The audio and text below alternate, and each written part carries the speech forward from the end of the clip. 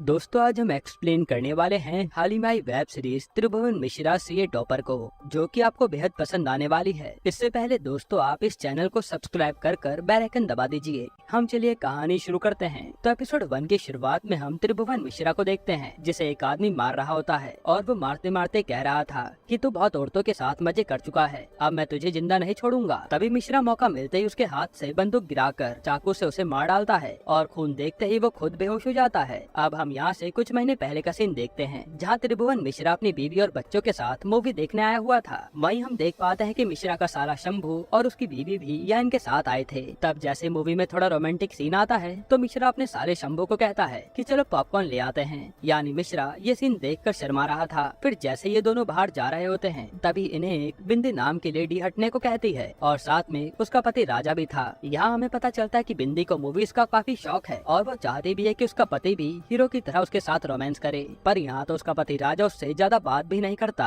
अब मिश्रा जाकर पॉपकॉर्न ले आता है और ये सब मूवी खत्म होने के बाद चले जाते हैं। वहीं हम देखते हैं कि जैसे ये कपल थिएटर से बाहर जा रहे होते हैं तब कुछ गुंडे उन्हें बंदूक दिखाकर रोक लेते हैं और हमें पता चलता है कि ये लोग राजा भाई के आदमी हैं। तब ये देखकर राजा की बीवी बिंदी कहती है, अच्छा इसलिए तुम मुझे मूवी दिखाने लाए थे क्योंकि यहाँ तुम्हारा खुद का काम था। असल में राजा पैसे लेकर लोगों की किडनैपिंग से लेकर सारे काम करता था। और हमें पता चलता है कि ये दोनों कपल्स शादीशुदा होने के बाद भी एक दूसरे से चक्कर चला रहे थे, इसलिए इस आदमी की बीवी ने राजा को पैसे दिए थे इन लोगों को रंगे हाथों पकड़ने के लिए। अब यह राजा अपने आदमियों से इस कपल को पहले तो पिटवाता है और फिर यहाँ से इन्हें अपने अड्डे पर लेकर चला जाता है। इसके बाद हम मिश्रा और उसके साले को घर जाते हुए देखते हैं, जहाँ शंभू कह रहा था कि आप सीए टॉपर हैं और सरकारी नौकरी भी है, आपको तो दबाकर घूस लेनी चाहिए। लेकिन मिश्रा की बीवी कहती है कि ये ईमानदारी से जीना चाहते हैं तो इन्हें परेशान मत कर, हम जैसे भी हैं खुश हैं। और हमें पता चलता है कि मिश्रा बहुत ही ज्यादा शरीफ आदमी है जो घूस लेने से काफी डरता है कि कहीं उसके कारण लोगों के साथ कुछ गलत ना हो जाए। इसी कारण मिश्रा के घर पर पैसों की तंगी भी चलती रहती है। वहीं शंभू लोगों को पॉलिसी बेच कर काफी पैसा कमा रहा था, इसलिए वो अपने जीजा को भी उकसाता था पैसा कमाने के लिए। अब जब मिश्रा अपने घर पहुंचता है तभी उस पर गांव से उसके पापा का कॉल आता है, क्योंकि गांव वाले घर की मरम्मत होनी थी और मिश्रा ने उन्हें पैसे भेजने का वादा किया था।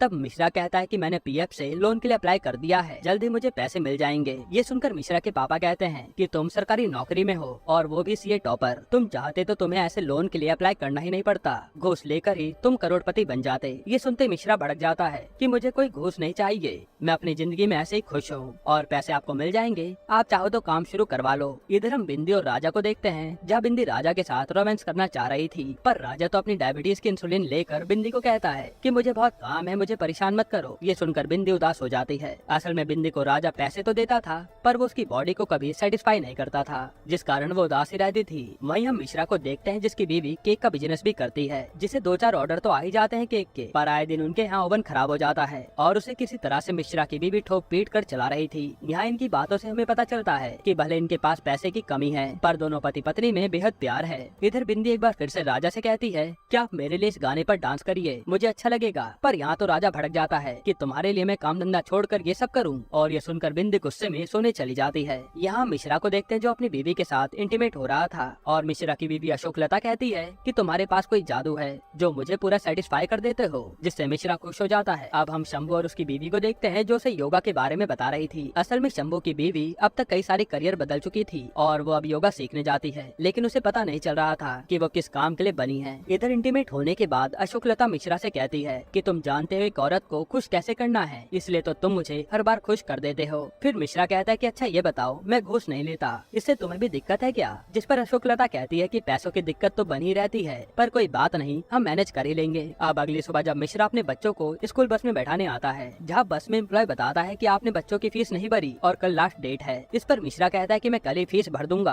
अब मिश्रा अपने ऑफिस चले जाता है और अशोक लता केक की डिलीवरी देने पड़ोस में आती है, जहाँ एक लेडी का पति अशोक लता को बहुत ही गंदी नजरों से देख रहा था, इसलिए वो केक देकर सीधा घर चली आती है। यहाँ स्कूल बस में मिश्रा के बेटे को 2 लड़के बुली करते हैं और उससे उसका लंच छीन लेते हैं, क्योंकि उसकी मम्मी बहुत ही अच्छा खाना बनाती थी। साथ ही वो मिश्रा के बेटे को मारते भी हैं। ये देखकर उसकी बहन कहती है कि आप पापा से क्यों नहीं बताते, पर वो लड़का कुछ नहीं बोलता। इधर मिश्रा जब रास्ते में पान खाने रुकता है तो पान वाला एक आदमी पर भड़क रहा था। मिश्रा के पूछने पर वो बताता है कि मुझे अपनी माँ को पैसे भेजने हैं, लेकिन ये आदमी मेरे पैसे नहीं दे रहा। फिर वो मिश्रा से कुछ पैसे उधार मांगता है तो मिश्रा सोच में पड़ जाता है, क्योंकि उसके पास भी पैसों की तंगी थी। हालांकि वो पैसे देने के लिए मान जाता है कि मुझे पैसे तुम जल्दी लौटा देना, क्योंकि मिश्रा का मानना था कि लोगों की मदद करते रहना चाहिए। इसके बाद हम मिश्रा के बॉस को देखते हैं जो एक लड़की के साथ कार में गंदी गंदी हरकतें कर रहा था।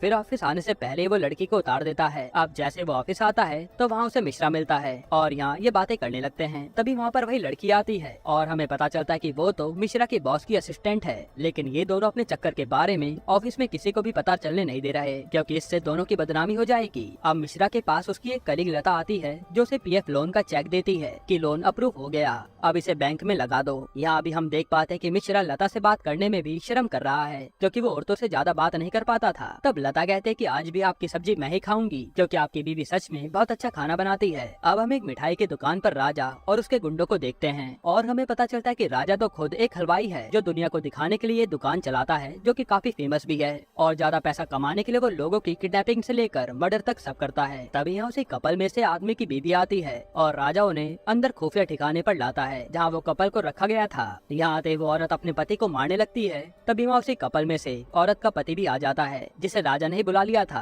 और यहाँ ये दोनों अपने पति पत्नी को लेकर जाने लगते हैं और बदले में वो राजा को पैसे भी देते हैं। तब राजा उनसे अपने आप को रेटिंग देने के लिए कहता है क्योंकि उसका मानना था कि रेटिंग से ही हम अपने इस काम को और इम्प्रूव कर पाएंगे। तब वो लोग राजा को रेटिंग देकर चले जाते हैं। इधर हम शंभू को देखते हैं जो एक बड़े बिल्डर से मिलने आता है और यहाँ वो उसे अपनी बातों में उलझाकर उसे पॉलिसी लेने के लिए मना लेता है, वो भी उसकी उंगलियों की। तब वो बिल्डर उसे पैसे दे देता है। अब यहाँ ऑफिस में मिश्रा के पास एक कंसल नाम का बड़ा आदमी आता है जो थोड़ा गुंडा टाइप का था। वो मिश्रा से एक फाइल पर साइन करने को कहता है कि साइन होते ही हमें बिल्डिंग बनाने की परमिशन मिल जाएगी, आप चाहो तो आपको मैं अच्छे पैसे दे दूंगा। लेकिन मिश्रा मना कर देता है कि मैं ये सब नहीं करता, पहले फाइल के कागज सही करवा कर लाओ तब बात करेंगे। इसके बाद हम राजा को देखते हैं जो एक आदमी से बात कर रहा था कि आपने जिसे पकड़ने को कहा था उसे पकड़ लिया है, अब बताओ क्या करें। तो वो आदमी उसे मारने के लिए कह देता है, बदले में वो उसे अच्छे पैसे भी देगा। ये सुनकर राजा अपने आदमी से कहकर उस आदमी को मरवा डालता है और यहाँ ये लोग मारने काटने में जरा भी डर नहीं रहे थे। इधर हम ऑफिस में रात के टाइम मिश्रा के बॉस और उसके असिस्टेंट को देखते हैं जहाँ ये दोनों इंटीमेट हो रहे थे। फिर इंटीमेट होने के बाद असिस्टेंट बॉस से कहती है कि मुझे अगली बार आईफोन चाहिए और बॉस मान जाता है, साथ ही वो उसे प्रमोशन भी देने को कहता है। फिर जैसे ये लोग ऑफिस से बाहर आते हैं तो वहाँ अंशल बैठा था।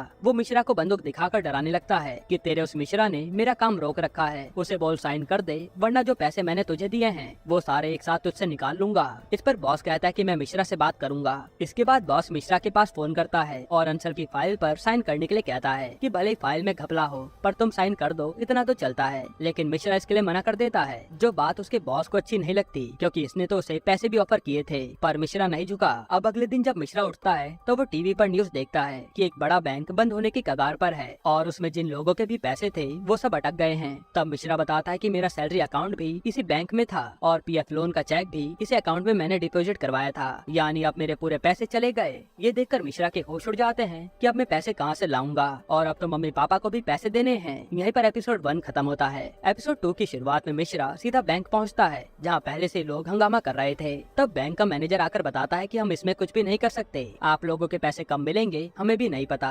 ये सुनकर लोग भड़क जाते हैं और सिक्योरिटी वाले लाठियों से उन्हें मारने लगते हैं जिसमें मिश्रा के भी चोटें आती हैं। अब मिश्रा जब ऑफिस पहुंचता है तो यहाँ उसके बॉस उसे ताना मारने लगते हैं कि काश तुमने कुछ अच्छे काम किए होते तो तुम्हें ऐसे पैसों के लिए अब रोना नहीं पड़ता, बल्कि तुम्हारे हाथ में मेरी तरह लाखों में कैश होता। तब मिश्रा भी उदास होकर वहाँ से बाहर आ जाता है। अब यहाँ मिश्रा से लता पूछती है कि अब आप क्या करोगे, जिस पर मिश्रा कहता है कि मैं कुछ भी नहीं कर सकता क्योंकि मुझे छोड़कर सब लोगों ने घूस ली है और उनके अकाउंट फ्रीज हो गए हैं, फिर भी उन्हें कोई फर्क नहीं पड़ रहा क्योंकि उनके पास घर पर लाखों में रुपया पड़ा है। तभी मिश्रा पर बच्चों के स्कूल से कॉल आता है और वो वहाँ चले जाता है। अब स्कूल में जैसे मिश्रा आता है तो वो एक लड़के के कान पर खून देखकर वहीं बेहोश हो जाता है। फिर जब उसे होश में लाते हैं तो पता चलता है कि उस बच्चे को मिश्रा के बेटे ने मारकर खून निकाल दिया, जिस पर उसके मम्मी पापा कंप्लेन करने आए थे। और हमें पता चलता है कि ये बच्चा वही है जो मिश्रा के बेटे को मारता था। पर यहाँ आज प्रिंसिपल भी कहती है कि मिश्रा जी गलती आपके बेटे की ही है, जिस पर मिश्रा अपने बच्चों से जबरदस्ती सॉरी बुलवाता है क्योंकि उसे बात आगे नहीं बढ़ानी थी। तभी प्रिंसिपल कहते हैं कि आपने तो फीस भी सबमिट नहीं करी, इसलिए हम फीस के साथ फाइन भी लगा रहे हैं। तब मिश्रा कहता है कि मैं फीस जल्दी भर दूंगा। फिर बाहर आकर मिश्रा के बच्चे उसे कहते हैं कि आप बहुत डरपोक हो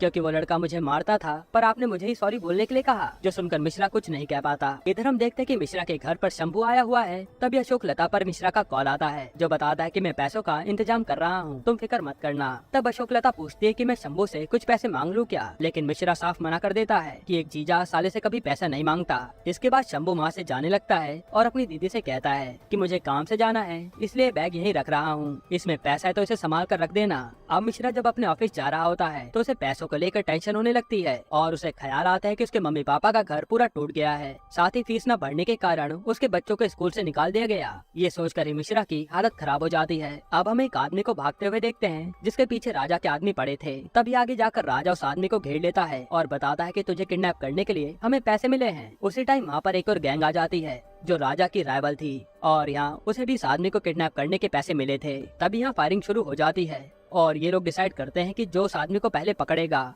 ये आदमी उसका होगा। तब राजा का खास आदमी ढैंचा उस आदमी को पकड़ लेता है और इसी दौरान उस राइवल गैंग के एक आदमी का वो पैर भी तोड़ देता है। इसके बाद हम मिश्रा को देखते हैं जिसके पास पैसों का कोई बंदोबस्त नहीं हो रहा था। तब वो अंसल से मिलने चले आता है और यहाँ अंसल उसे फाइल पर साइन करने के लिए 20 लाख रुपए ऑफर करता है। अब मिश्रा इतना ज्यादा शरीफ था कि वो सब चीज कैलकुलेट करके सिर्फ 4.5 लाख रुपए ही मांगता है। तब अंसल उसे वो पैसे दे देता है कि मेरा काम जल्दी हो जाना चाहिए। फिर पैसे घर लाने के बाद वो अपनी बीवी से कहता है कि मुझे ये पैसे ऑफिस वालों ने दिए ताकि मेरी मदद हो सके। अब जैसे मिश्रा सोता है उसे ख्वाब आता है कि जिस बिल्डिंग की फाइल पर उसने साइन किए थे वो ढह गई है और अब पुलिस उसे पकड़ने आ रही है। तभी मिश्रा की आंख खुलती है और वो टेंशन में आ जाता है कि अब मैं करूंगा क्या। वहीं अशोक लता आकर बताते हैं कि मैंने बच्चों की स्कूल फीस दे दी है और पैसा भी मम्मी पापा के पास पहुंच गया होगा। ये सुनकर मिश्रा सोचने लगता है कि मुझे कोई साइन वगैरह नहीं करने, पर अब मैं पैसे कहाँ से लाऊंगा क्योंकि सारा पैसा तो खर्च हो गया। फिर मिश्रा सीधा अंशल से जाकर मिलता है और साइन करने से मना कर देता है। तब अंशल मिश्रा को सीधा बंदूक दिखाकर कहता है कि ये कोई मजाक नहीं है और अब मैं ये साइन तेरे बॉस से करवाऊंगा, पर मुझे मेरे 4.5 लाख रुपए वापस चाहिए, वो भी इंटरेस्ट के साथ। तब डर के मारे मिश्रा भी मान जाता है। इधर हम शंभू की बीवी को योगा क्लास में देखते हैं और क्लास खत्म होने के बाद एक गुंडा अब्दुल जो गुस्सा कम करने के लिए इस क्लास में ज्वाइन हुआ था, वो योगा टीचर को बंदूक दिखाकर धमकी देता है कि अगर मेरा गुस्सा शांत नहीं हुआ तो मैं इसी से तुझे उड़ा दूंगा। तब शंभू की बीवी को वो बंदूक देखकर काफी अच्छा लगता है। इसके बाद हम बिंदी को देखते हैं जो आज अपना मेकअप कराने ब्यूटी पार्लर आई थी। वहीं यहाँ राजा उस आदमी की फिरौती लेकर उस आदमी को जाने देता है और हम देख पाते हैं कि राजा के आदमी लप्पू को सिर्फ 17 तक की गिनती आती थी, इसलिए वो पैसा गिनने में बहुत देर करता था। इन सबसे तंग आकर राजा एक नया आदमी हायर करता है अपनी गैंग में ताकि वो थोड़ा जल्दी पैसा गिन पाए। राजा उससे पूछता भी है कि तुझे 17 के बाद की गिनती तो आती है ना, जिस पर वो हाँ कहता है। लेकिन यहाँ उसके साथ भी प्रॉब्लम थी कि वो हर समय पान खाता था, इसलिए वो क्या बोलता है वो ठीक से सुनाई नहीं देता। तभी वहाँ पर बिंदी आती है जिसने अपना मेकअप करवाया था और बाल भी बनवाए थे, लेकिन राजा तो उसे देखते ही सबके सामने उसकी बेइज्जती कर देता है, जिस पर बिंदी चुपचाप अंदर चली जाती है। फिर यहाँ से सबको भेजने के बाद ढैंचा राजा से कहता है कि आपको भाभी से सबके सामने ऐसे बात नहीं करनी चाहिए थी, थोड़ा रिश्ते को संभालिए। फिर ढैंचा सीधा बिंदी के पास आता है और उसे भी समझाता है कि राजा भैया काफी अच्छे आदमी हैं, वो आपसे प्यार भी करते हैं, आप उनकी बात पर गुस्सा मत होना।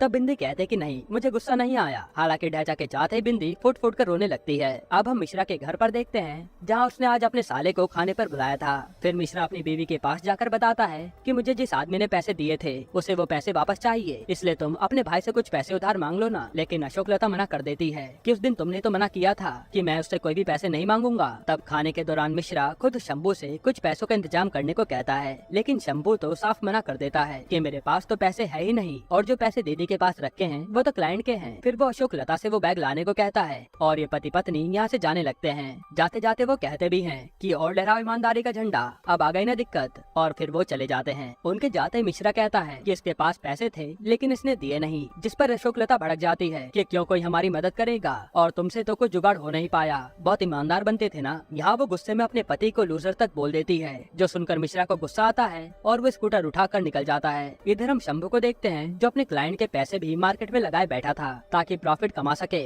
और यहाँ उसकी बीवी कहती है कि अच्छा हुआ तुमने अपने जीजा को पैसे नहीं दिए, क्योंकि हमारे पास जो पैसे हैं उसे हमें फ्यूचर के लिए भी तो बचाना है। इधर मिश्रा सीधा एक पब में अपने दोस्तों से मिलने आता है जो उसके कॉलेज के दोस्त थे, पर मिश्रा यहाँ उन्हें अपनी परेशानी नहीं बता पाता, कहीं ये लोग उसका मजाक ना बनाए। इसके बाद ये लोग दारू पीते हैं और एक प्लान बनाते हैं एक प्रोस्टिट्यूट को बुलाने का, जिस पर मिश्रा मना करता है, लेकिन ये लोग जबरदस्ती उसे अपने साथ ले जा लेते हैं। फिर हम मिश्रा को एक कमरे में एक प्रोस्टिट्यूट के साथ देखते हैं जहाँ मिश्रा चुपचाप बैठा था। फिर वो लड़की से कहता है कि मैं तुम्हारे साथ कुछ भी नहीं करूंगा, तुम चली जाओ। पर लड़की कहते कि मुझे तो 15,000 मिल चुके हैं, तुम कुछ करो या ना करो कोई फर्क नहीं पड़ता। ये सुनकर मिश्रा तो चौंक जाता है कि सिर्फ इतनी सी देर के लिए तुम्हें 15,000 मिले हैं। तो लड़की बताते है कि ये तो कुछ भी नहीं है, एक रात के पूरे मुझे 60,000 रुपए मिलते हैं। मिश्रा कहता है कि इतनी तो मेरी टैक्स कटने के बाद सैलरी आती है, जिस पर लड़की कहते है कि मैं लोगों को कुछ ऐसा देती हूँ जो तुम्हारे पास नहीं है और इसलिए मैं इतना ज्यादा कमाती हूँ। ये सुनकर मिश्रा वहाँ से सीधा पैसों के बारे में सोचता हुआ घर आता है और फिर वो कंप्यूटर पर सर्च करने लगता है कि क्या ये प्रोस्टिट्यूशन का काम लड़के भी कर सकते हैं और इसमें कमाई कितनी होती है। तभी उसे एक वेबसाइट मिलती है जिसमें लड़का लड़की किसी भी टाइप के प्रोस्टिट्यूट को आप बुला सकते हैं।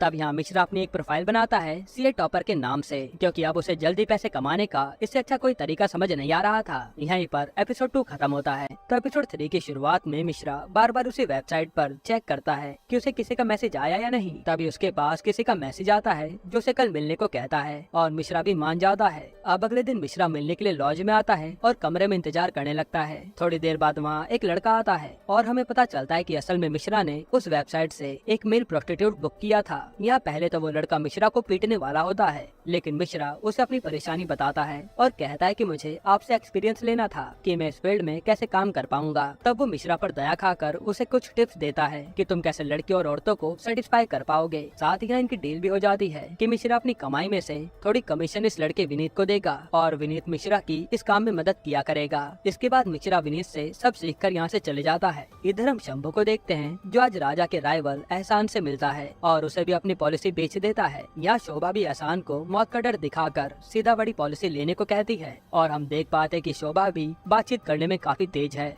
अब रात को जब मिश्रा उसी वेबसाइट पर किसी लेडी क्लाइंट के मैसेज के आने का वेट करता है, तभी उसके पास एक मैसेज आता है जो उसे कल सर्विस के लिए रूम में बुलाती है और अगले दिन ही मिश्रा वहाँ पहुँच जाता है। अब यहाँ पहुँचकर मिश्रा ने सोचा था कि वो सब कुछ आराम से कर लेगा, लेकिन यहाँ वो पराई लेडी को देखकर शर्मा जाता है और कुछ भी कर नहीं पाता, जिस कारण वो लेडी वहाँ से गुस्से में चली जाती है कि तुमने मेरा टाइम वेस्ट कर दिया। फिर रात को जब मिश्रा सोने जाता है तभी उसके पास अंशल का मैसेज आता है और वो अपने पैसे ब्याज के साथ मांग रहा था। ये देखकर मिश्रा टेंशन में आ जाता है। फिर वो अगले दिन सीधा विनीत पर आता है और उसे कल क्लाइंट के साथ क्या क्या हुआ सब बताता है, जिस पर विनीत उसे मोटिवेट करता है कि पहली बार सबके साथ ऐसा ही होता है, बस तुम अगली बार ये याद करके जाना कि मुझे कैसे भी करके जल्दी पैसे कमाने हैं, अपने आप तुम्हारी शर्म दूर हो जाएगी। और हाँ, तुम अपने साथ एक चाकू भी लेकर जाया करो, क्या पता लेडी कितनी खूंखार निकल जाए। ये सुनकर मिश्रा घर आते ही एक चाकू अपने पास रख लेता है। फिर घर पर मिश्रा को एक लेडी का मैसेज आता है जो उसे एक होटल में बुलाती है और मिश्रा वहाँ पहुँच जाता है। फिर वो आज उसके साथ बिना शर्म किए इंटीमेट होता है, जहाँ उसने लड़की को खुश कर दिया था और वो लड़की उसे पैसे देकर चली जाती है। फिर घर आकर मिश्रा अशोकलता को वो पैसे देता है और कहता है कि मैंने अब सीए कंसल्टिंग का काम चालू किया है, इसलिए अब हमें कभी पैसों की दिक्कत नहीं होने वाली। इसके बाद हम राजा की दुकान पर 2 पुलिस वालों को देखते हैं जो राजा से पूछ रहे थे कि गौर नाम का आदमी काफी टाइम से गायब है, जो शायद आपका दोस्त था। तभी राजा को गौर का फ्लैशबैक आता है जिसमें राजा ने उसे मार डाला था और राजा यहाँ पुलिस वालों से कहता है कि वो तो बस हमारी फेमस भुजिया को खाने आता था, बाकी हम उसके बारे में कुछ नहीं जानते। तब पुलिस वाला हैदर अली कहता है कि हम सच तो जानकर रहेंगे और फिर वो दोनों वहाँ से चले जाते हैं। इधर हम मिश्रा को देखते हैं जिसके पास अब लेडी के मैसेज आते थे और वो जाकर होटल में उन्हें अपनी सर्विस देता था। ऐसे करके मिश्रा का काम काफी अच्छा चलने लगा था और लेडी उससे काफी खुश भी रहती थी, जिस कारण मिश्रा अंशल को उसकी पहली किस्त दे देता है और कहता कि बाकी पैसा भी आपको जल्दी मिल जाएगा। हालांकि फिर जब रात को मिश्रा की बीवी उसके करीब आती है तो मिश्रा मना कर देता है कि मैं बहुत थक गया हूँ, आज कुछ भी कर नहीं पाऊंगा। और असल में तो मिश्रा अपनी पावर कल के लिए बचा रहा था। अब एक दिन जब मिश्रा एक और लेडी को अपनी सर्विस देने होटल आता है तो हम देखते हैं कि ये तो राजा की बीवी बिंदी है जो अपने पति से खुश नहीं थी। यहाँ बिंदी मिश्रा से कहते हैं कि क्या आप वो सब करोगे जो हमारे पति नहीं करते? तो मिश्रा कहता है हाँ, जो आप कहोगे वो सब। तब बिंदी उसे पहले तो गाने पे डांस करवाती है और फिर ये दोनों इंटीमेट होते हैं, जिससे बिंदी पूरी सेटिस्फाई हो जाती है। फिर जब मिश्रा वॉशरूम यूज करके बाहर आता है तो देखता है कि बिंदी तो उसकी बीवी का दिया हुआ केक खा गई जो उसे डिलीवरी पर देना था, लेकिन मिश्रा कहता है कोई बात नहीं, मैं मैनेज कर लूंगा। जिस पर बिंदी कहती है कि केक तो बहुत ही टेस्टी है और मिश्रा कहता है हाँ, ये मेरी बीवी ने बनाया है जो बहुत ही अच्छा केक बनाती है। तब बिंदी उसे एक सजेशन देती है कि उन्हें कहना कि एक बार ऑरेंज और केसर का फ्लेवर डाले, केक और टेस्टी बनेगा। जो सुनकर मिश्रा कहता है मैं जरूर कहूँगा और फिर वो पैसे लेकर चले जाता है। इसके बाद घर आकर मिश्रा अपनी बीवी को केक में वही ऑरेंज और केसर फ्लेवर ट्राई करने को कहता है और अशोकलता भी कहती है कि मैं कल बनाती हूँ। फिर मिश्रा यहाँ से सीधा विनीत से आकर मिलता है और उसे वादे अनुसार उसकी कमीशन देता है। साथ ही यहाँ दोनों दारू पीते हैं और मिश्रा कहता है कि मुझे आज भी डर लगता है कि सच सामने आएगा तो मेरे घर वालों का क्या होगा। जिस पर विनीत कहता है कि ये सब तुम अपने परिवार वालों के लिए तो कर रहे हो, इसलिए डरने वाली बात नहीं है। ये सुनकर मिश्रा में थोड़ी हिम्मत आती है। साथ ही विनीत यहाँ कहता है कि लेडी की सिर्फ एक ही भूख नहीं होती, उसे जो तुमसे चाहिए तुम्हें उसे सब कुछ देना होगा, तुम्हें उससे बात करनी होगी, उसके साथ खेलना होगा, सब कुछ जो वो चाहे, और इसी के चलते वो तुम्हें अच्छी रेटिंग देंगी जिससे तुम्हारा नाम भी बढ़ेगा। और ये मिश्रा समझ जाता है। फिर अगले दिन से मिश्रा जिस लेडी को भी अपनी सर्विस देने जाता था तो वो हर तरह से उसे खुश कर देता था और ऐसे में मिश्रा का नाम सीए टॉपर अपने शहर में लेडीज के बीच काफी पॉपुलर हो जाता है। साथ ही मिश्रा अंशल के भी किस्तें जल्दी जल्दी उतारने लगता है, जो देख अंशल भी हैरान था। अब एक दिन जब मिश्रा अपना पूरा लुक चेंज करके अपने ऑफिस आता है तो सब उसे देखते रह जाते हैं कि ये मिश्रा इतना हैंडसम कब से हो गया। पर मिश्रा पर तो पैसे आने लगे थे, इसलिए वो अब किसी की भी फिक्र नहीं करता। फिर एक रात को जब मिश्रा एक लेडी को सर्विस देता है तो लेडी उसे अपने दुख बताती है कि मेरा पति मुझे बस एक मशीन समझता है, लेकिन आज आपने मुझे औरत होने का एहसास कराया है, और वो उसे अच्छी टिप भी देकर जाती है। फिर अगले दिन मिश्रा एक दुकानदार के पास आता है और उसे कई सारे शीशे ऑर्डर करता है, जिस पर वो अपना नाम सीए टॉपर लिखवा देता है। फिर वो इन शीशों को अपनी हर लेडी कस्टमर को देता है ताकि ये शीशा देखकर उन्हें उसकी याद आए और ये लेडीज फिर से मुझे सर्विस देने का मौका दे। यही शीशा मिश्रा बिंदी को भी दे देता है, जब उसकी लॉयल कस्टमर बन गई थी, और मिश्रा उसे उसका सजेस्ट किया केक भी लाकर खिलाता है जो काफी अच्छा बना था। ऐसे ही करके मिश्रा की लाइफ काफी अच्छी चलने लगी थी और जो उसके पास पैसा आता था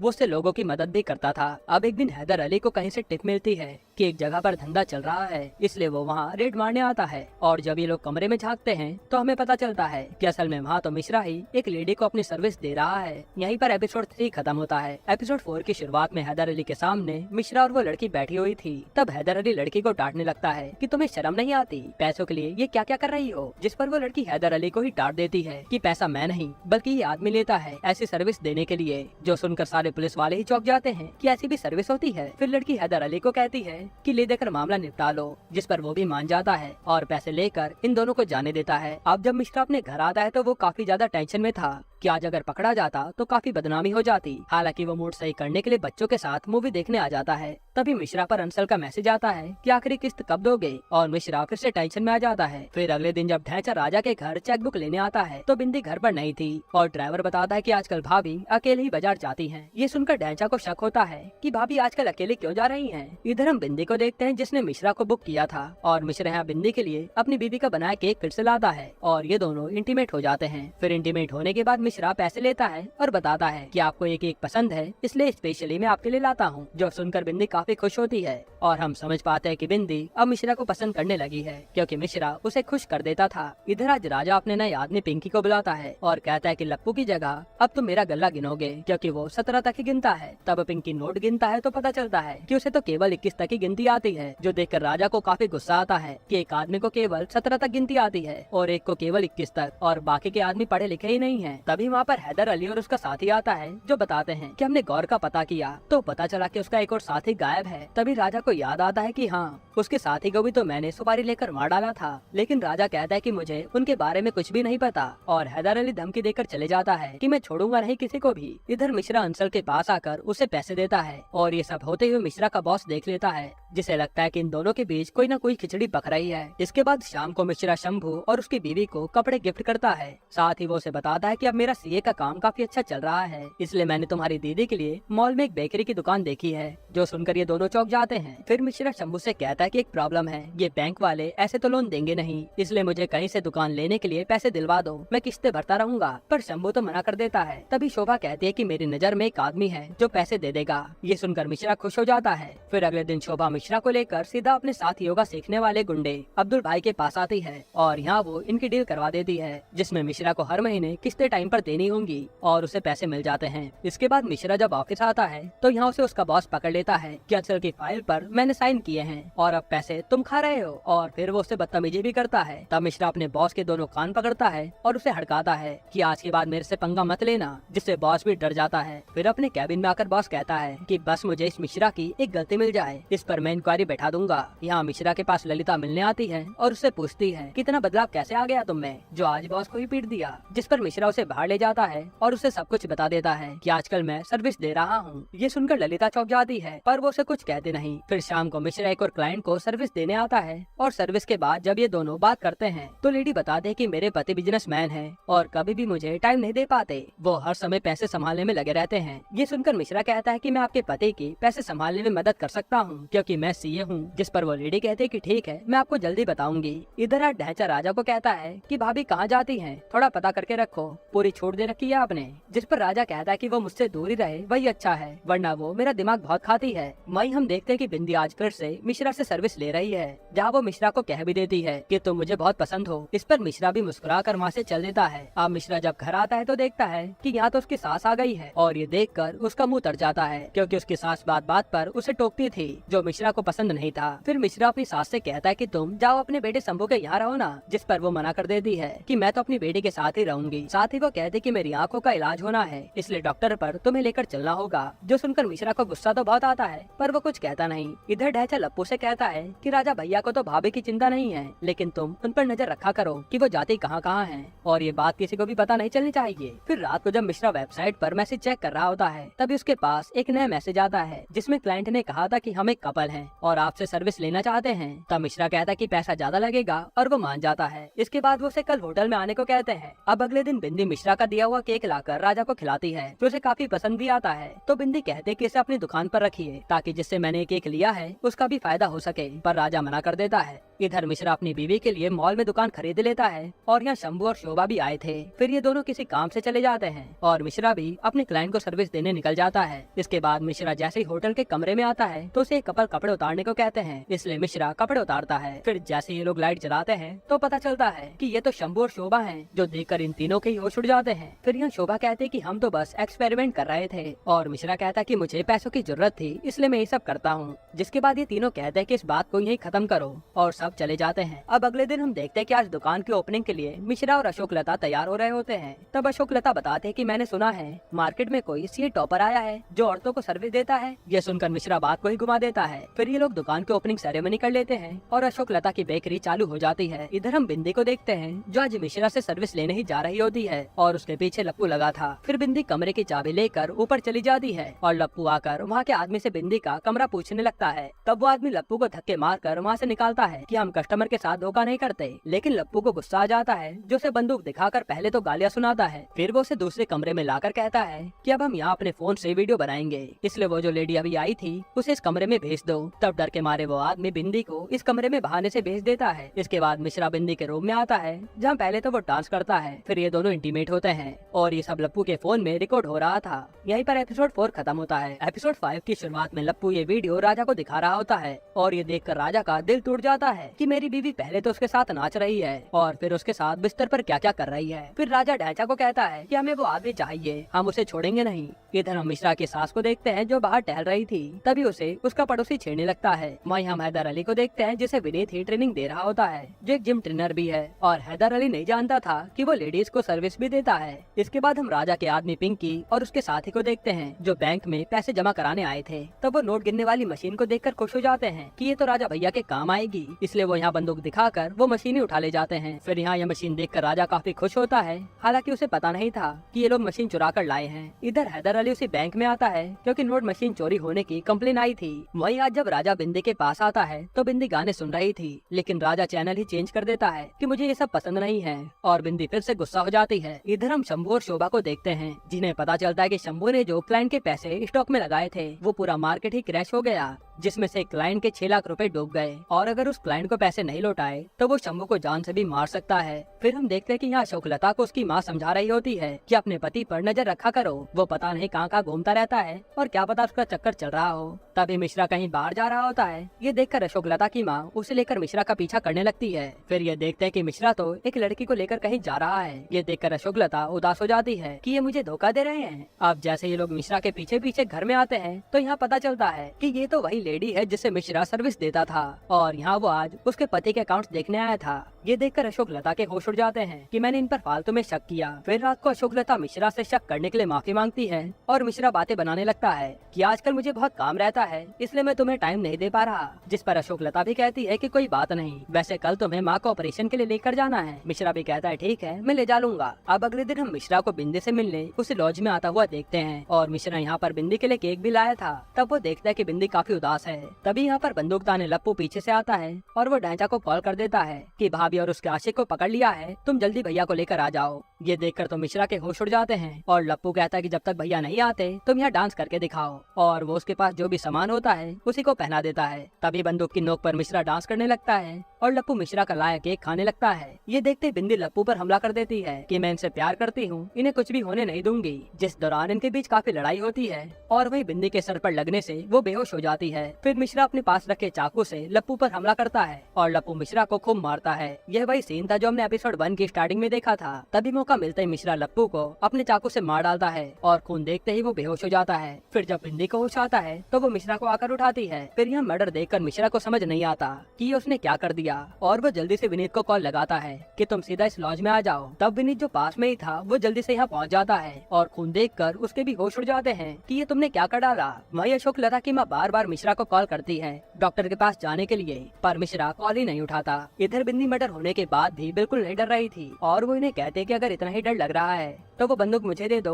और अपना चाकू लेकर निकल लो। मैं पीछे के रास्ते से जा रही हूँ और तुम दोनों आगे के रास्ते से निकल लेना। वहीं यहाँ मिश्रा की सास को उसका पड़ोसी डॉक्टर के पास ले जा रहा होता है जो उनके साथ काफी खुश था। फिर इधर ये लोग ऐसा ही करते हैं और बिंदी पीछे के रास्ते से निकलती है और विनीत और मिश्रा आगे के रास्ते से, जहाँ हम देखते हैं कि अब ढैंचा भी वहाँ पहुँच गया है। फिर जैसे ढैंचा लप्पू के पास आता है तो उसकी लाश को देखकर उसके होश उड़ जाते हैं और वो रोने लगता है। वहीं इधर जैसे बिंदी बाहर गली से निकलती है तो वहाँ राजा खड़ा था जिसे देखकर बिंदी हैरान हो जाती है। इसके बाद ये लोग वहाँ से सीधा घर जाने लगते हैं जहाँ बिंदी भी उन्हीं के साथ थी और लप्पू के जाने से ढैंचा काफी उदास था। यहीं पर एपिसोड 5 खत्म होता है। तो एपिसोड 6 की शुरुआत में बिंदी पर राजा भड़क रहा होता है कि पहले तो तुमने मुंह काला किया और अब लप्पू भी मारा गया, जिस पर बिंदी अपनी गलती की माफी मांगती है और डर के मारे वो कह देती है कि उस आदमी ने ही लप्पू को मारा है जो मुझे सर्विस देता था। ये सुनकर राजा कहता है कि कैसी सर्विस। तब बिंदी बता दे कि वो पैसे लेकर मुझे सेटिस्फाई करता था। ये सुनकर राजा तो हैरान हो जाता है और वो ढैंचा से कहता है कि उस आदमी को मेरे सामने पकड़ कर लाओ, लेकिन बिंदी बताती है कि वो मुझे वेबसाइट पर मिला था और जहाँ तक है उसने अपनी आईडी हटा दी होगी,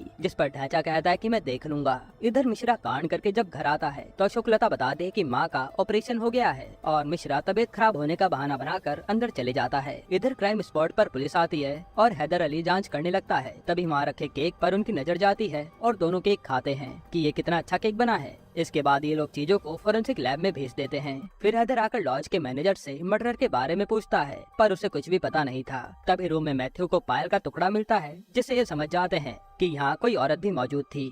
वहीं लप्पू की जेब से आधार कार्ड मिलता है जो देखकर हैदर कहता है कि इस पर तो राजा की दुकान का एड्रेस है। जिसके बाद हैदर सीधा राजा के घर पहुंच जाता है और उसे लप्पू की मौत के बारे में बताता है। तब यहाँ ये लोग ऐसा रिएक्ट करते हैं जैसे इन्हें अभी अभी पता चला हो। फिर हैदर इनसे पूछताछ करके चले जाता है और राजा ढैंचा से कहता है कि ये हैदर उस कातिल को पकड़े, उससे पहले हमें उसे पकड़ना होगा क्योंकि अगर उसने पुलिस को सच बता दिया तो मेरी बहुत बदनामी होगी। और ये सब बिंदी दूर से सुन रही थी। इसके बाद ढैंचा सीधा उसी लॉज में आकर मैनेजर से लप्पू के कातिल के बारे में पता करता है। साथ ही उसे धमकाता भी है कि पुलिस को कातिल के बारे में कुछ भी बताया तो तुझे मैं जान से मार डालूंगा और जो भी बात याद आए वो मुझे ही बताना। फिर जब यहाँ मिश्रा सो रहा होता है तो उसे लप्पू के बुरे ख्वाब आते हैं जिससे वो जाग जाता है। इधर हम शंभू के घर पर अग्रवाल बिल्डर को देखते हैं जिसका पैसा शंभू ने गवा दिया था। तभी वहाँ शोभा आकर बात संभालती है कि आपका पैसा आपको मिल जाएगा, जिस पर वो अग्रवाल भी मान जाता है। फिर शोभा अग्रवाल बिल्डर से एक बार उसकी बंदूक छूने को कहती है और हम देख पाते कि शोभा को बंदूक से एक अलग ही फैसिनेशन है। और पूरी बात होने के बाद अग्रवाल वहाँ से चले जाता है। इधर मैथ्यू जब तहकीकात करता है तो उसे देसी घोड़े के बारे में लोग बताते हैं जो लेडीज को सर्विस देता है और वो असल में विनीत ही था। तब मैथ्यू देसी घोड़े को ही ढूंढने लगता है। फिर जब वो एक लॉज में आता है तो वहाँ का आदमी बताता है कि उसको तो मैं देखते ही पहचान लूंगा।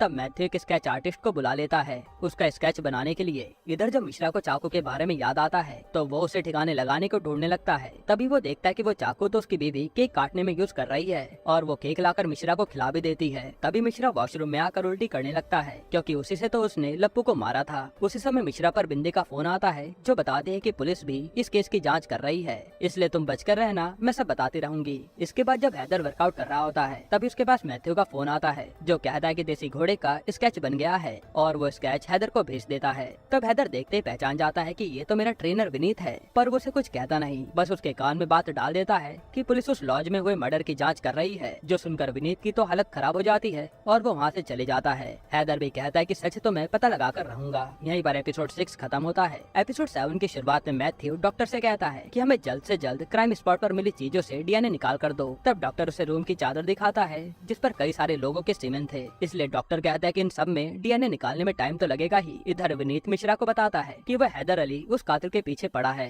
ऐसे में हम फंस जाएंगे। जिस पर मिश्रा उसे मोटिवेट करता है और कहता है कि कुछ दिन अपनी सर्विस देना तुम भी बंद कर दो, मैंने तो कर दी है और हमें कुछ भी नहीं होने वाला। अब अगले दिन हैदर और मैथ्यू को लॉज वाला आदमी विनीत को दिखा देता है कि यही है देसी घोड़ा। फिर यहाँ ये लोग दूसरे लॉज के मैनेजर को बुलाते हैं कि क्या मर्डर वाले दिन ये तुम्हारी लॉज में आया था क्या, जिस पर वो मैनेजर देखते ही मना कर देता है कि नहीं तो ये नहीं आया। और हम इस मैनेजर को देखते जो बाद में कह रहा था कि जिसको इन सब ने मारा है, अच्छा ये किया उसने मेरी बेइज्जती की थी, इसलिए अब तो मैं इन्हें फंसने नहीं दूंगा। यानी उसने जानबूझकर झूठ बोला था। इसके बाद यहाँ मिश्रा को टेंशन हो जाती है कि उस पर कभी भी हमला हो सकता है, इसलिए वो बंदूक का इंतजाम करने अपने खास पान वाले के पास आता है और यहाँ उसे इशारे से बंदूक का इंतजाम करने को कहता है, जिस पर वो पान वाला कहता है कि हम कोशिश करेंगे पर मिलना मुश्किल है। इधर ढैचा बार बार बिंदी की वीडियो देख रहा था कुछ पहचानने के लिए, तब उसे उसमें मिश्रा के हाथ पर बना टैटू दिखता है और इसी का पता लगाने के लिए वो लॉज के आसपास की जगहों की सीसीटीवी फुटेज देखने लगता है। ये बोल कर कि मैं एक पुलिस वाला हूँ। तभी उसे एक कैमरे में मिश्रा के हाथ का टैटू दिखता है और वो उसके स्कूटर का नंबर नोट कर लेता है, जिसमें सिर्फ आधा ही नंबर दिख रहा था और येलो कलर का स्कूटर था। फिर वो ये बात जाकर राजा को बताता है और बिंदी को कहता है कि अब हम उसे जल्दी पकड़ लेंगे, आप डरना मत, मैं उसे खुद ही निपटाऊंगा।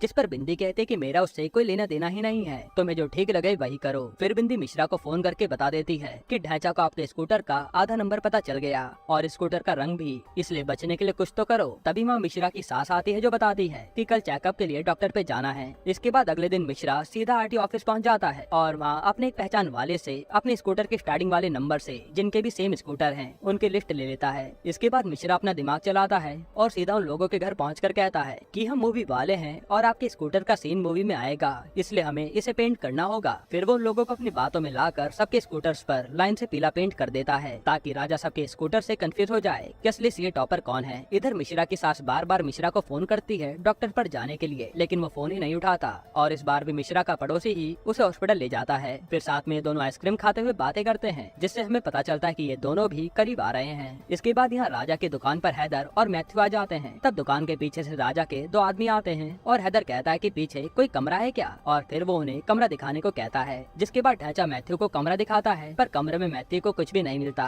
वहीं इधर हम देखते हैं कि मिश्रा ने लिस्ट वाले सारे स्कूटर पर येलो पेंट कर दिया है शूटिंग के नाम पर। फिर यह मैथ्यू हैदर को आकर कहता है कि सारे कमरे ही खाली हैं। तभी हैदर देखता है कि इस नोट गिनने वाली मशीन पर तो बैंक वाले का नाम है, जिस पर वो राजा को कहता है कि इसके लिए तो कार्रवाई होगी ही और वो रिश्वत देने का ऑफर करता है। ये देखकर राजा चुपचाप हैदर को पैसे दे देता है और हैदर कहता है कि अब ये मशीन आपकी हुई। इसके बाद ढैचा यहाँ से सीधा उसी स्कूटर की जानकारी निकालने के लिए जाता है, पर रास्ते में उसे मिश्रा का स्कूटर जाते हुए दिखता है तो वो कहता है कि कातिल पकड़ा गया। लेकिन तभी ढैचा देखता है कि यहाँ तो एक और स्कूटर सेम कलर और सेम नंबर से है और ऐसे में उसे 3-4 स्कूटर दिख जाते हैं और वो कंफ्यूज हो जाता है, यानी मिश्रा का प्लान सफल रहा। इसके बाद हम देखते हैं कि मिश्रा की सास उसे बार बार ताने मार रही है कि तुम हमें कहीं घुमाने नहीं ले जाते। तो मिश्रा रात को फैमिली के साथ मेले में आता है। उसी मेले में ढैचा अपने साथियों के साथ आया हुआ था। तब वो यहाँ गेम खेलने लगता है और उसकी किसी बात पर दुकान वाले से बहस हो जाती है, जिस दौरान उसे लप्पू की याद आती है और वो रोते रोते दुकानदार को मारने वाला होता है, पर अपने साथियों के रोकने पर वो उसे छोड़ देता है। हालांकि इस दौरान मेले में ढैचा की बंदूक चलने से भगदड़ मच गई थी। यहाँ हम समझ पा रहे थे कि ढैचा लप्पू के जाने से बिल्कुल अकेला महसूस कर रहा है। अब अगले दिन मिश्रा अपने सिक्योरिटी गार्ड से मिलता है और उसे बातों बातों में बंदूक का इंतजाम करने को कहता है। तब वो गार्ड मिश्रा को सीधा अपने ताऊ के पास ले जाता है जो एक कॉन्ट्रैक्ट किलर था और वो आदमी मिश्रा को गन तो दे देता है, लेकिन शर्त ये थी कि मिश्रा को एक आदमी को जान से मारना होगा, जिस पर मिश्रा मना करके चल देता है और गार्ड से कहता है कि हम कभी मिले भी थे, इस बात को भूल जाओ। फिर मिश्रा यहाँ से सीधा अपने बॉस पर आता है और कहता है कि मुझे ट्रांसफर चाहिए, जिस पर बॉस कहता है कि ट्रांसफर तभी मिलेगा जब मैं चाहूंगा, तुम्हारी मर्जी से कुछ भी नहीं होने वाला, और उसकी ट्रांसफर एप्लीकेशन को फाड़ देता है। फिर जब मिश्रा उदास बैठा था तभी उस पर अब्दुल भाई का मैसेज आता है कि पहली किस्त कब दे रहे हो। ये देखकर मिश्रा परेशान हो जाता है कि अब मैं करूँ क्या, और मेरा काम भी बंद पड़ा है। इसके बाद मिश्रा यहाँ से सीधा शंभू के घर आता है और उसे सब कुछ बताता है। फिर वो कहता है कि शंभू के तो बड़े बड़े क्लाइंट हैं, अगर कोई सेफ्टी में हेल्प कर दे तो काम हो जाए, जिस पर शंभू मना कर देता है। तभी शोभा को अग्रवाल बिल्डर का नाम याद आता है और वो शंभू को साइड में बुलाकर कहती है कि जीजा जी और उस बिल्डर को मिलवा दो, जरूर कुछ काम तो होगा ही जिससे दोनों का काम बन जाएगा और उसी में हम भी अपने 6 लाख रुपए माफ करवा लेंगे, जिस पर शंभू भी मान जाता है। फिर हम इन तीनों को अग्रवाल बिल्डर के पास देखते हैं, जहाँ अग्रवाल कहता है कि मैं आपको सिक्योरिटी के लिए बंदूक दूंगा,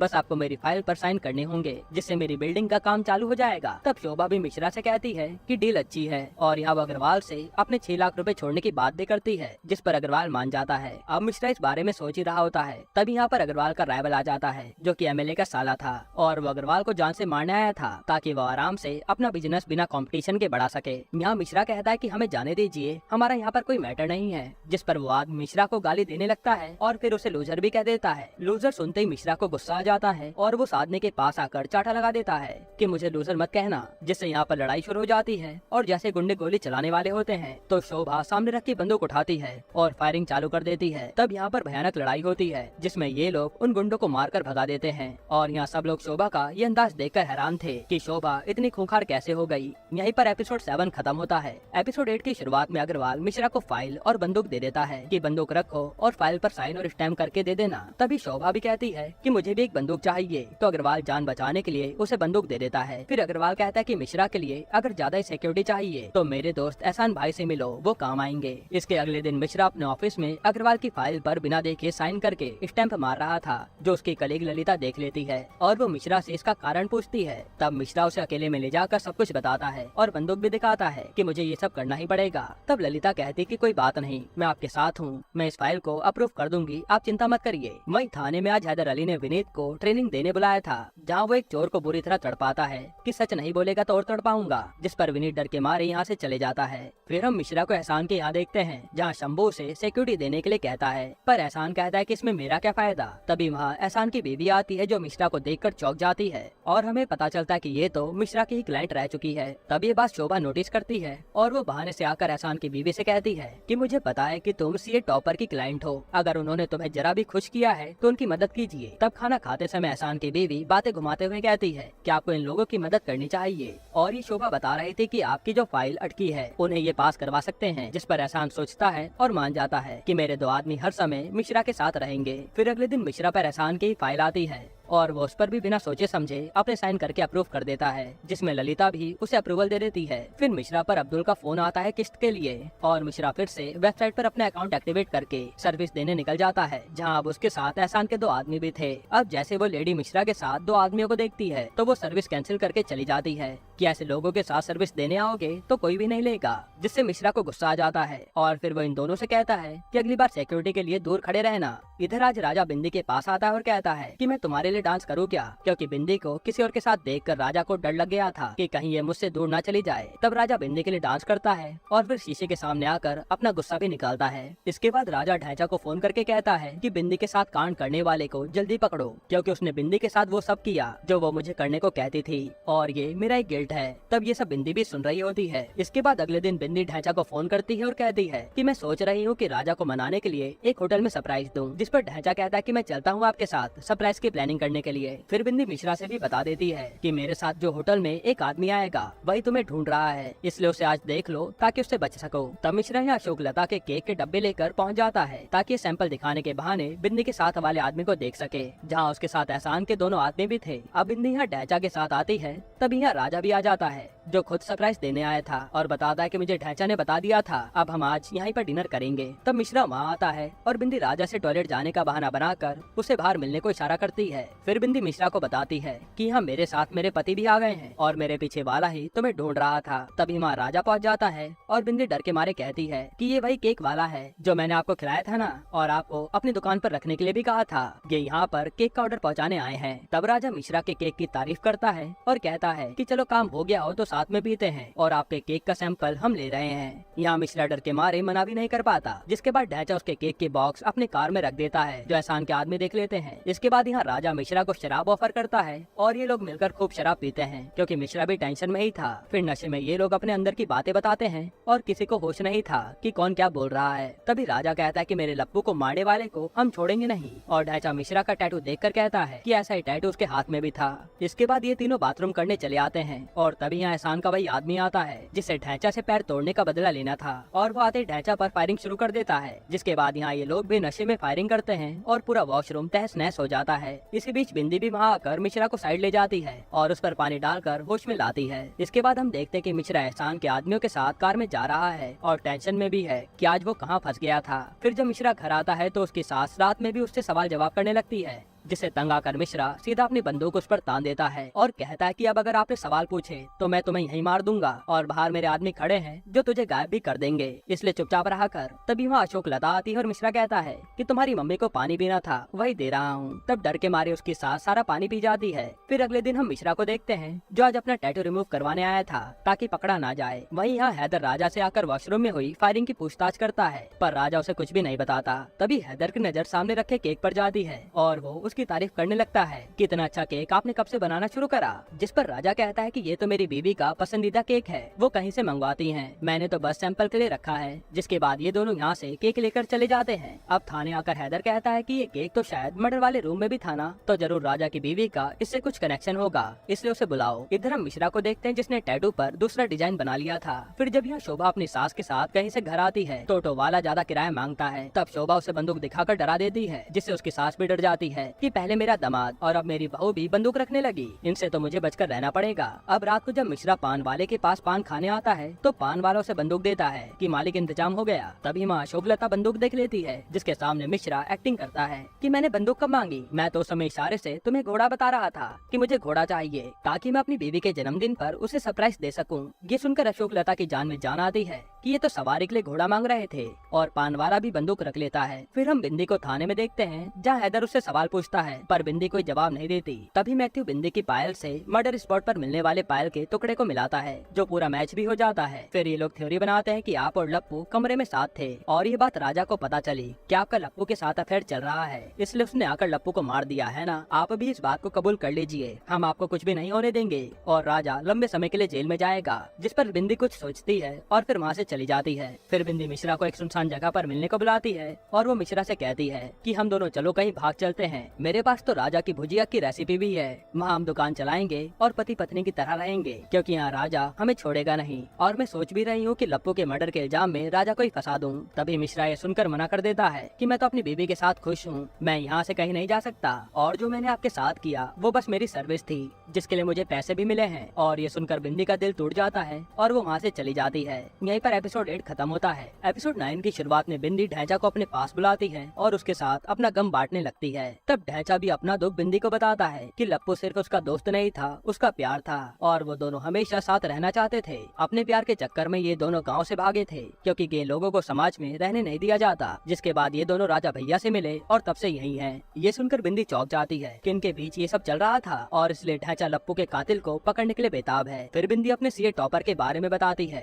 कि वो कितना अच्छा आदमी है और कैसे सबको खुश करता है, पर अब उसने उसका दिल तोड़ दिया है। फिर बिंदी उसे कहती है कि वो सीए टॉपर वही है जो उस दिन हमारे साथ शराब पी रहा था, इसलिए जाओ उसे पकड़ लो क्योंकि उसने मेरा दिल तोड़ा है। जो सुनकर ढैंचा के होश उड़ जाते हैं। इधर हम मिश्रा को देखते हैं जिस पर उसके बॉस ने उन दोनों फाइल्स पर बिना चेक किए साइन करने पर इंक्वायरी बैठा दी थी, और मिश्रा ये देखकर हैरान हो जाता है कि सारी बेईमानी बॉस करता रहा, लेकिन मेरे 2 फाइल पर साइन करने पर मैं ही फंस गया। साथ में उसका बॉस ललिता को भी लपेटे में ले लेता है, जिस पर मिश्रा कुछ नहीं कर पाता और बॉस मिश्रा को सस्पेंड कर देता है और मिश्रा घर आ जाता है। इधर हम मिश्रा की सास को पड़ोसी के साथ देखते हैं, जहाँ वो बता रही थी कि अब मैं यहाँ से जाने वाली हूँ क्योंकि मेरा दामाद अब शरीफ नहीं रहा। मई फॉरेंसिक वाला डॉक्टर बताता है कि चादर पर कई सारे डीएनए थे, तो खूनी कौन है पता नहीं चल पाएगा। जिस पर हैदर कहता है कि मेरे पास एक प्लान है। इधर ढैंचा आकर बताता कि वो सीए टॉपर कहीं भी नहीं मिल रहा, जिस पर बिंदी कहते कि पुलिस भी तो खूनी के पीछे पड़ी है, तो ऐसा करो पुलिस के ऊपर ही नजर रखो, शायद तुम्हें सीए टॉपर मिल जाए। तभी यहाँ पर राजा आता है कि चलो साथ में डांस करते हैं। जिसके बाद ये दोनों डांस करने लगते हैं और करीब भी आ जाते हैं, जैसे राजा को बिंदी से फिर से प्यार हो गया हो। वहीं यहाँ मिश्रा से उसका पड़ोसी कहता है कि मुझे तुम्हारी सास पसंद है, इसलिए मैं जब तक जिंदा हूँ मुझे उसके साथ बातें करने दो